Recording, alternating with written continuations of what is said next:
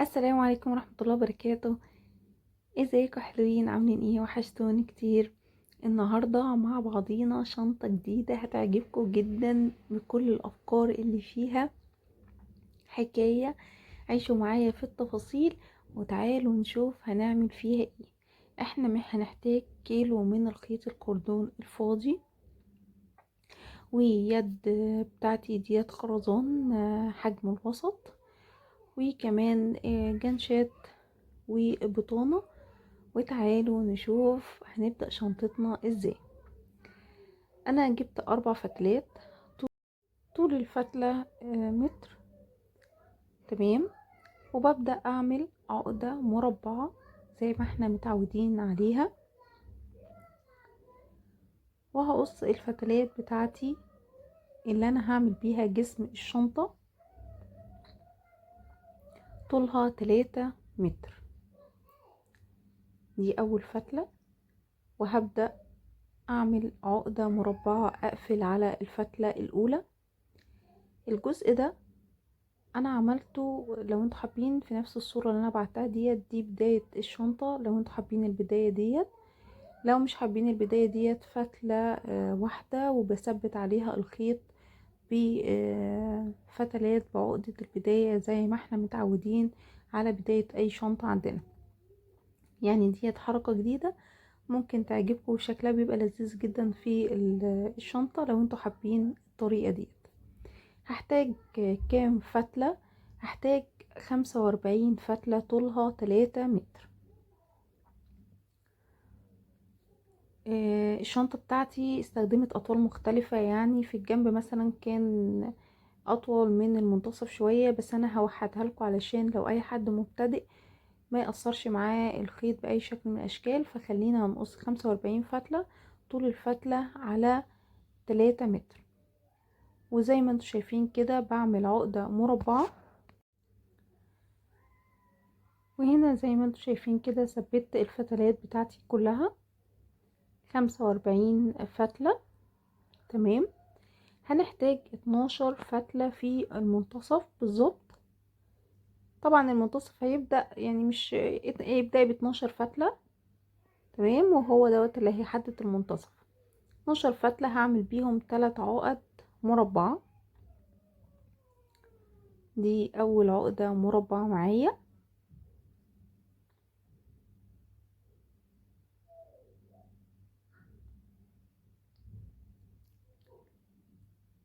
هاخد ال4 فتلات اللي بعديهم واعمل بيهم عقدة مربعة.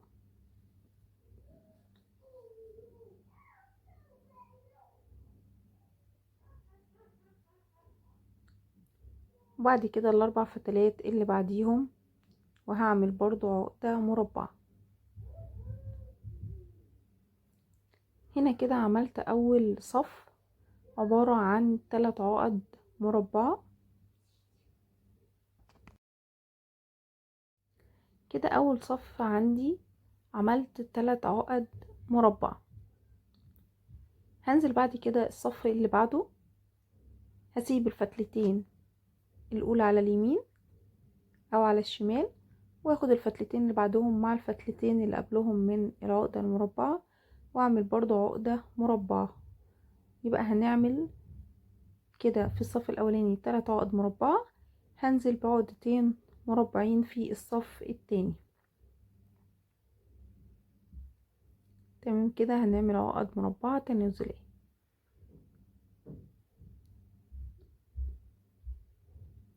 وبنفس الطريقة هسيب اول فتلتين على اليمين واخر فتلتين على الشمال، وهاخد ال4 فتلات اللي في النص واعمل بيهم عقدة مربعة.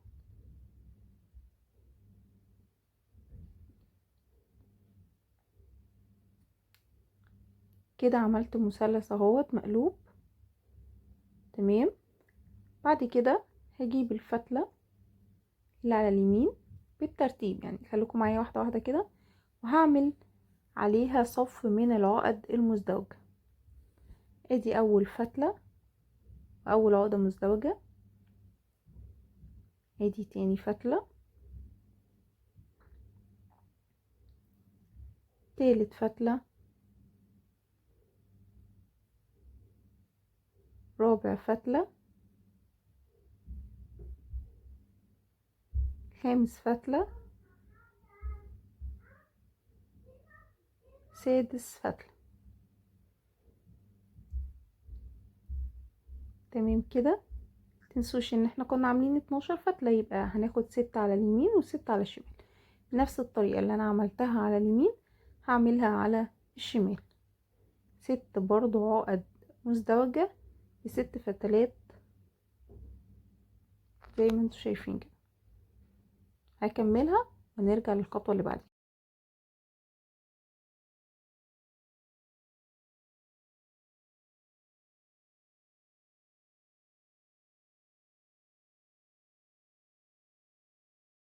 ولو وصلتوا لغاية هنا ما تنسوش اللايك والشير، وتضغطوا على زر المتابعة لو لسه ما تابعتونيش، وتكتبوا لي رأيكم في التعليقات.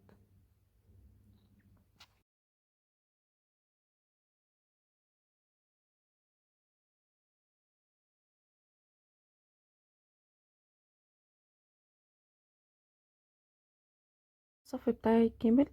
هبدأ احط الفتلة الشمال على اليمين واقفل بعقدة مزدوجة. ركزوا معايا بقى في التركة اللي بعد كده. بصوا لي انا مثبتة على بورد علشان اقلب الشغل الناحية التانية، لاني هعمل عقدة مزدوجة عكسية. هجيب الفتلة اللي عليها الدور، تمام، وهشتغل عليها عقدة مزدوجة من الظهر. يعني انتي تقلبي الشنطة وتشتغلي 6 فتلات عقدة مزدوجة على الظهر، فهتديني العقدة المزدوجة المقلوبة. هنشوفها في الاخر. ادي تاني فتلة،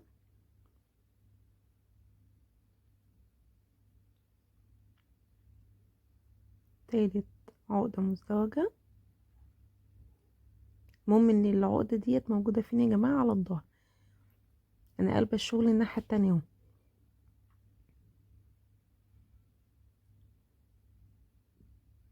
4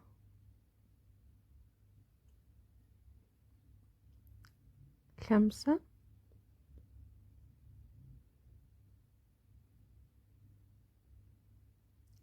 6. تمام كده. وهعمل بنفس الطريقة من الناحية التانية اهو. ادتني عقدة ايه؟ مزدوجة. مزدوجة هي عكسية. تمام. هجيب برضو الفتلة من الناحية الشمال اللي عليها الدور، وهعمل عليها برضو ب6 فتلات عقدة مزدوجة.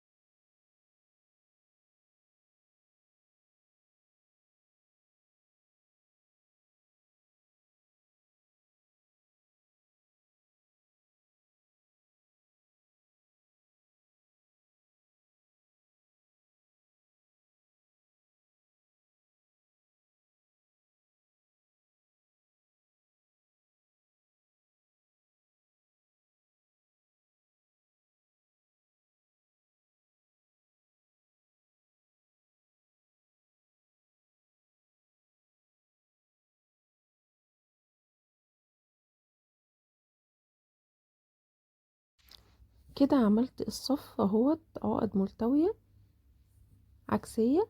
بعد كده هجيب الفتلة اللي عليها الدور وهشتغل عليها صف من العقد المزدوجة برضو. هيبقى عندي بقى كده كام فتلة؟ ادي تاني عقدة مزدوجة، 3 4 5 6 7 8 9. 9 فتلات.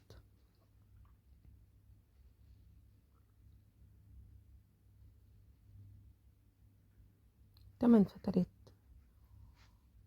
تمام. ومن الناحية التانية بنفس الطريقة الفتلة اللي عليها الدور، واعمل بيها صف من العقد المزدوجة.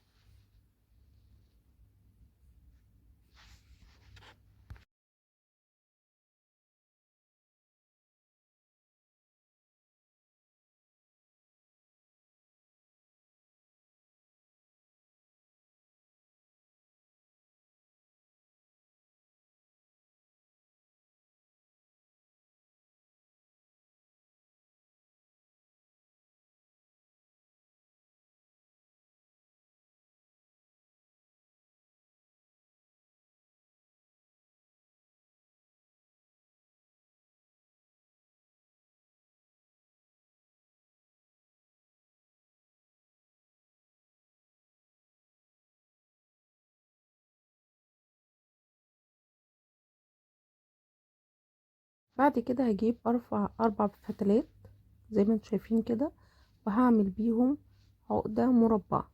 الاربع فتلات دول هاخدهم من اليمين ومن الشمال، تمام. وهعمل عقد مربعة تنازلية. هنشوف ازاي دلوقتي.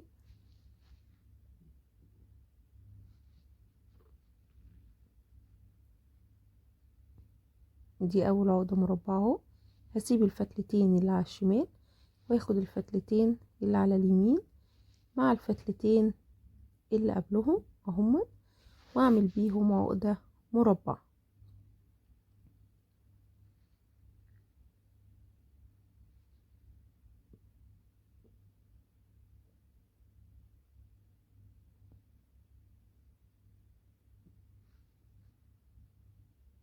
وبنفس الطريقة هكمل لغاية ما اعمل صف من العقد التنازلية. اسيب الفتلتين اللي على الشمال واخد الفتلتين اللي على اليمين مع الفتلتين قبلهم واعمل عقدة مربعة.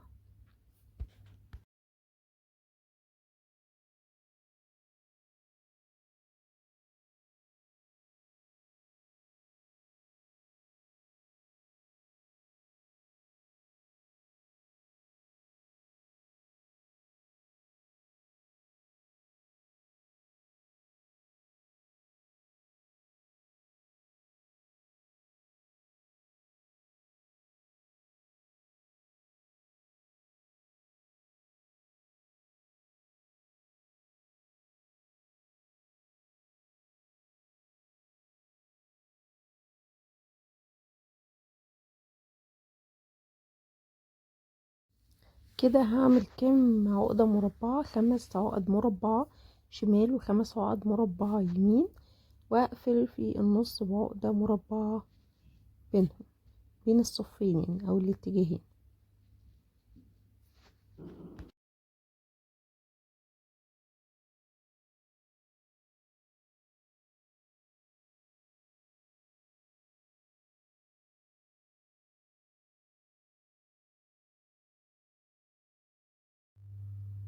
هنيجي هنا النص التاني هنعمل برضو بالاربع فتلات عقدة مربعة، وانزل ب5 عقد مربعة تنازلية زي ما عملناها الناحية التانية. هخلصها وارجع لكم تاني.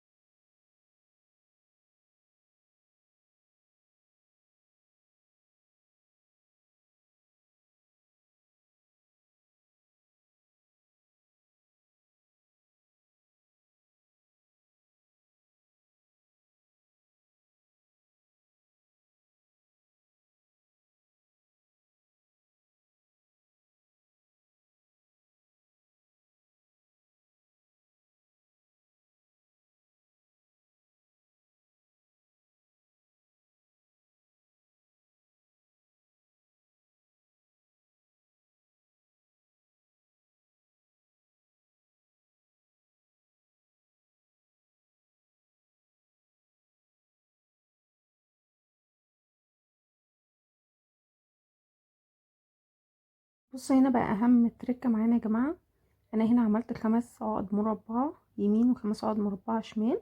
هتلاقوا في 6 فتلات كده عندي 6 فتلات، بلمهم كلهم بالفتلة اليمين والفتلة الشمال واعمل عليهم كلهم عقدة مربعة. تمام،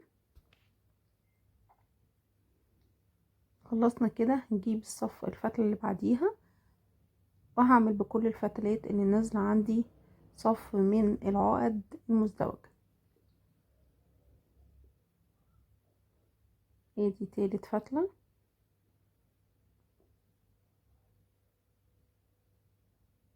رابع فتلة، خامس فتلة،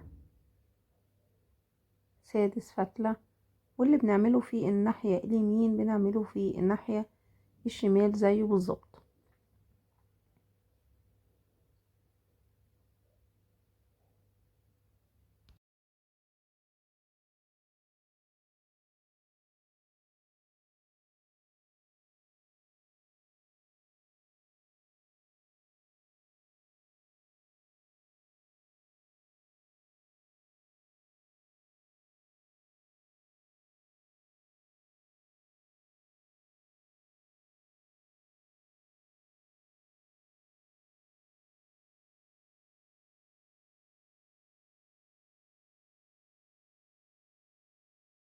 كملت الاتجاه التاني اهوت. اهم حاجة الاتجاهات وقفلة الاتجاهات يا جماعة.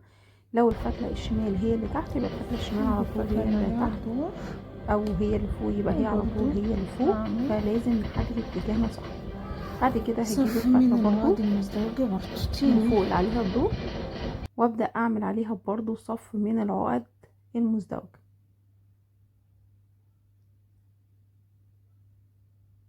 بنفس الطريقة ديت، وهنكمل الناحية التانية برضو بنفس الطريقة.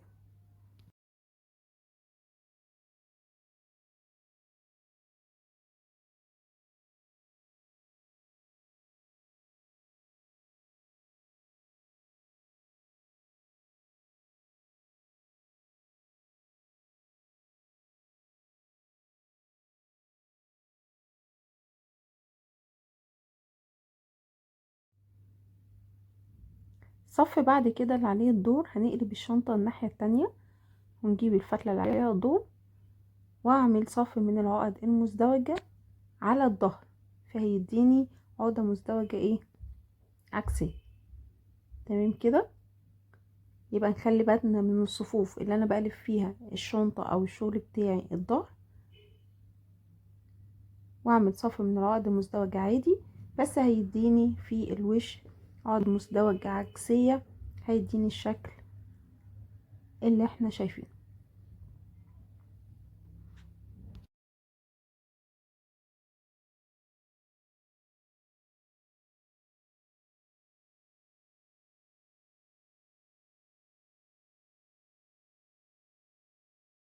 هنا كده كملت الشكل السبعة بتاعتي. 3 عقد مربعة، بعد كده صف من العقد المزدوجة، صف من العقد المزدوجة العكسية، صف من العقد المزدوجة، 4 فتلات العقد مربعة تنازلية، وبعدين صفين من العقد المزدوجة.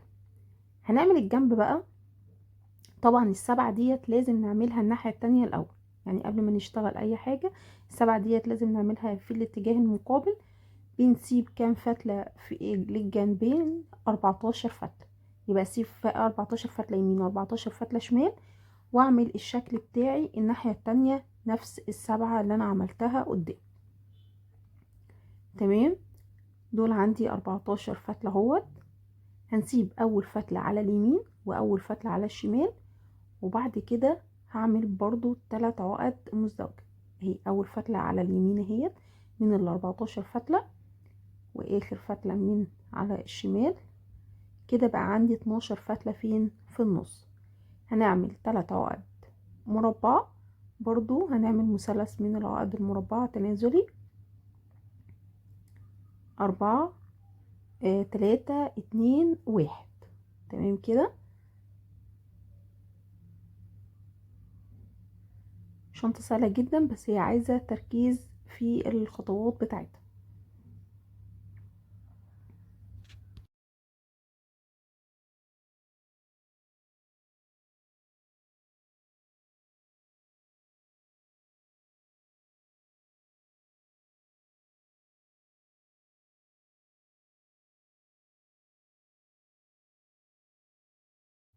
هنا عملت ال3 عقد مربع بتوعي في الصف الاول اهوت.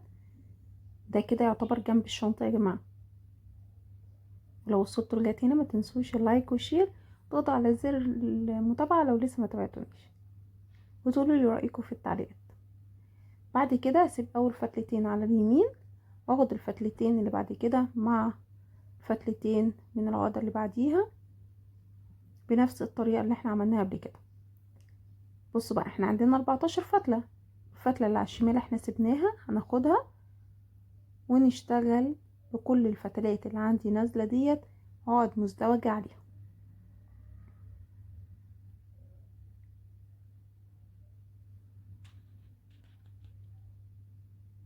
نفس الطريقة اللي انا كنت بدأت فيها اصلا الشنطة هنعملها في الجنب.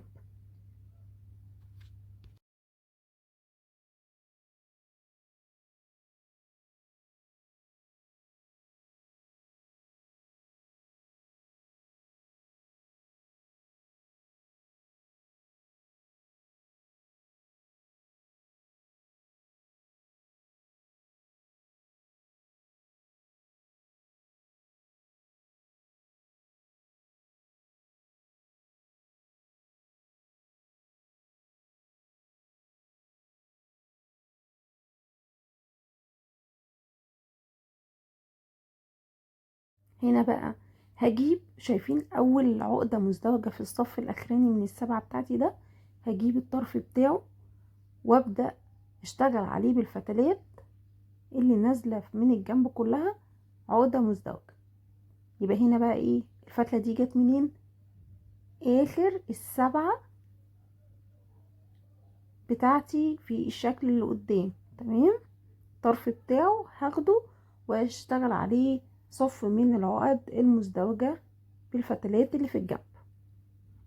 هدي اول فتلة، تاني فتلة هي، تالت فتلة. انا بعد للناس اللي بتحب العدد يا جماعة في الفتلات بالظبط يعني. رابع فتلة،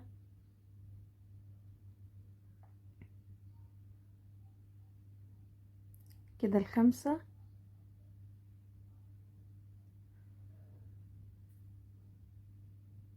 الستة، وفي كمان السبعة.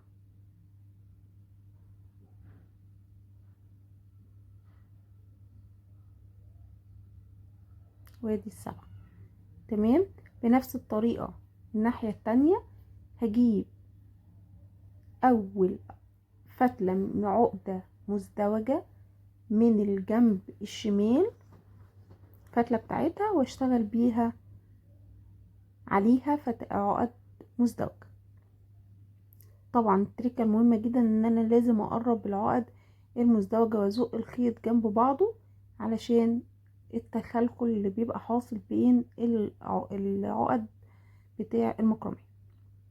تمام، شايفين الفتلة اهو، طرف العقدة المزدوجة اهوت اللي في وش الشنطة، هو ده اللي انا هشتغل عليه عقدة مزدوجة.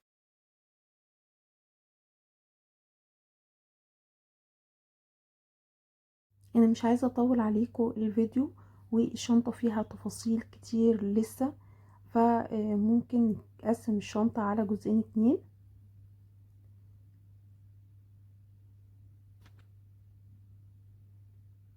قولوا لي رأيكم في التعليقات، ما تنسوش اللايك والشير والاشتراك في القناة لو لسه ما اشتركتوش، وما تحرمنيش من تعليقاتكم الجميلة اللي انا بشوفها وببقى في انتظارها دايما. كده هقفل اهوت المثلث بتاعي.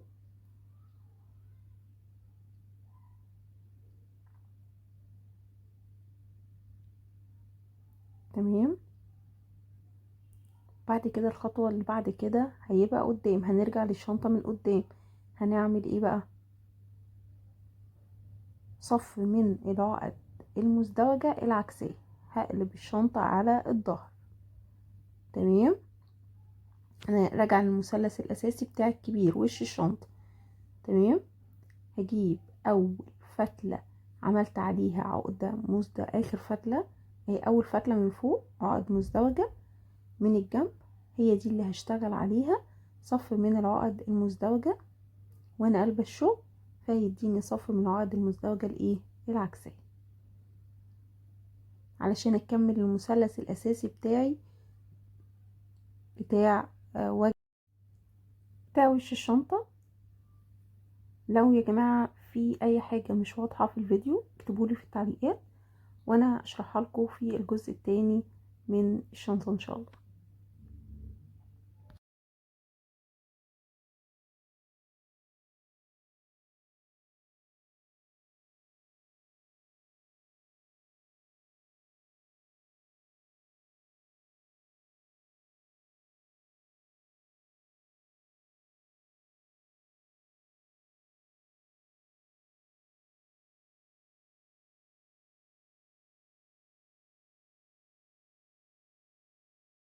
انا قلبت الشنطة اهوت وعملت لي صف من العقد المزدوجة الملتوية زي ما انتم شايفين كده او العكسية.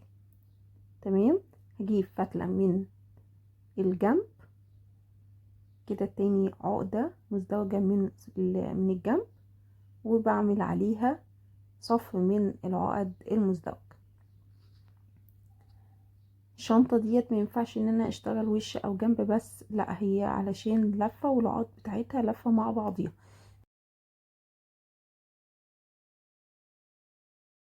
منتظرة رأيكم وتعليقاتكم، شجعوني في التعليقات. لو لقيت تشجيع جامد هنزل الجزء التاني بتاع الشنطة بسرعة جدا، والجزء التاني هيبقى فيه مفاجآت وتركات جامدة جدا جدا جدا، هيحول الشنطة 180 درجة.